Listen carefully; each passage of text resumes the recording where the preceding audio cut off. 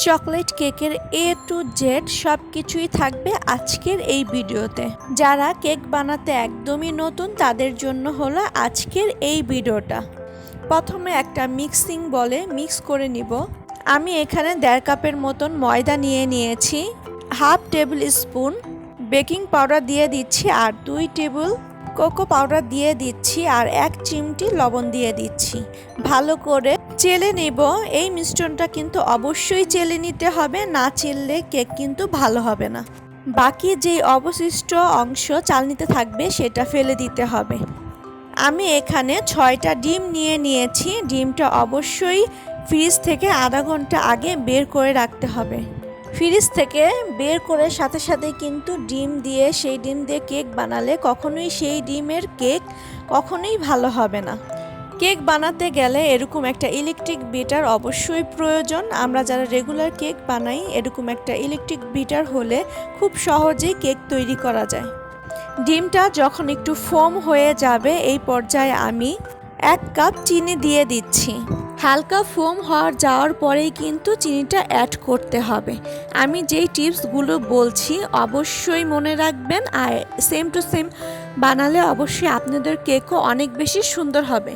এই টিপসগুলো কিন্তু সবাই শেয়ার করে না। আমি আজকে পুরাপুরি কেকের যা যা টিপস আছে সব কিছুই কিন্তু আপনাদের সাথে শেয়ার করে দিলাম।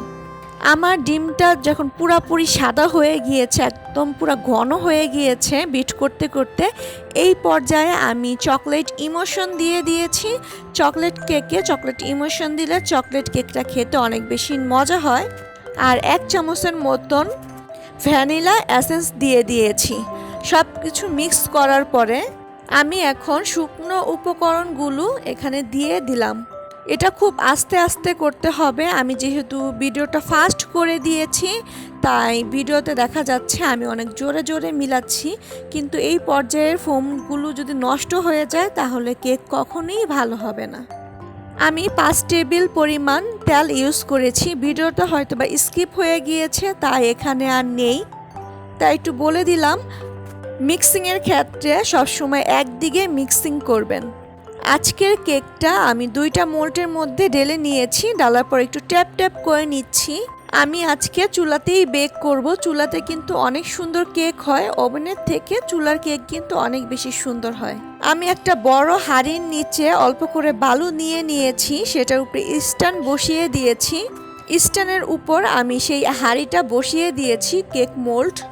30 মিনিট পর আমি চেক করেছি আমার কেকটা হয়ে গিয়েছে। ঠান্ডা হওয়ার পরে আমি কেকটা মোল্ড আউট করে নিচ্ছি। কেকটা কি পরিমাণ সফট হয়েছে দেখেই নিশ্চয়ই বুঝতে পারছেন। কেকটা একদম পুরো নরম তুলতুলে হয়ে গিয়েছে। অবশ্যই যেই টিপসগুলো বলছি সেম টু সেম ভাবে করলে আপনাদের কেকও কিন্তু অনেক বেশি সুন্দর হবে। তারপরে আমি আসলাম ক্রিম বানানোর জন্য। আমি এখানে 2 কাপের মতন টপিক্যাল ক্রিমটা নিয়ে নিয়েছি। অনেকে টপিক্যালের সাথে চিনিটাও মিক্স করে, কিন্তু আমি চিনি মিক্স করি না। টপিক্যাল ক্রিমটা এমনি অনেক মিষ্টি থাকে, আর এক্সট্রা চিনি অ্যাড করার কোনো প্রয়োজন হয় না। বাটির সাইডগুলো যে এক্সট্রা ক্রিমগুলো আছে সেগুলো আমি মাঝখানের দিকে এনে দিচ্ছি যেন সব ক্রিম ভালো করে বিট হয়ে যায়। একটানা কখনোই ক্রিম বিট করবেন না, বিটারটা বন্ধ করে করে তারপরে বিট করবেন।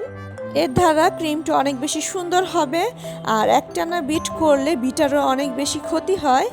খুব তাড়াতাড়ি বিটার নষ্ট হয়ে যেতে পারে। কিছুক্ষণ বিট করার পরে দেখেন আমার ক্রিমটা কি পারফেক্ট হয়েছে। আমি ক্রিমের সাথে চকলেট ইমোশনটা দিয়ে নিচ্ছি যেন চকলেট একটা ভাব আসে, যেহেতু আমি আজকে চকলেট কেক তৈরি করব। আমার ক্রিম বিট করা হয়ে গিয়েছে। এখন আমি কেকটা স্লাইস করে নিচ্ছি। কেকটা এত পরিমাণ সফট হয়েছিল যে ভেঙে যাচ্ছিল। কেক যত বেশি সফট হবে খেতে তত বেশি মজা হবে। আমি ফার্স্ট লেয়ারে সুগার সিরাপ দিয়ে দিয়েছি, তারপর চকলেট ক্রিম দিয়ে দিয়েছি, এখন চকলেট গানাশ দিয়ে দিয়েছি, তারপর আরেকটা লেয়ার বসিয়ে দিয়েছি। এই লেয়ারের উপরেই সুগার সিরাপ দিয়ে দিচ্ছি। অনেকেই আমার কাছ থেকে কেকের ফুল রেসিপিটা চাচ্ছিল, তাই ভাবলাম তোমাদের জন্য ফুল রেসিপিটা নিয়ে আসি। সবসময় তো কেক ডেকোরেশন করা হয় কিন্তু ফুল রেসিপিটা দেওয়া হয়নি। তাই তোমাদের জন্য এবার ফুল রেসিপি নিয়ে আসলাম। যারা কেক একদমই বানাতে পারো না তারাও অবশ্যই টিপসগুলো যদি লক্ষ্য করো, যা যা টিপস আমি বলেছি, অবশ্যই তোমাদের কেকও অনেক বেশি সুন্দর হবে, পারফেক্ট হবে। যখন তখন ইচ্ছা কেক বানিয়ে নিতে পারবে।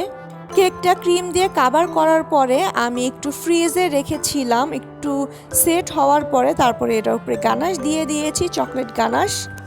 তারপরে আমি এখানে একটা স্টার নজেল নিয়ে নিয়েছি। এর আগে আমার এই ফুল ডেকোরেট করা হয়নি, তাই ভাবলাম যে এই ফুল দিয়ে আজকে ডেকোরেট করি।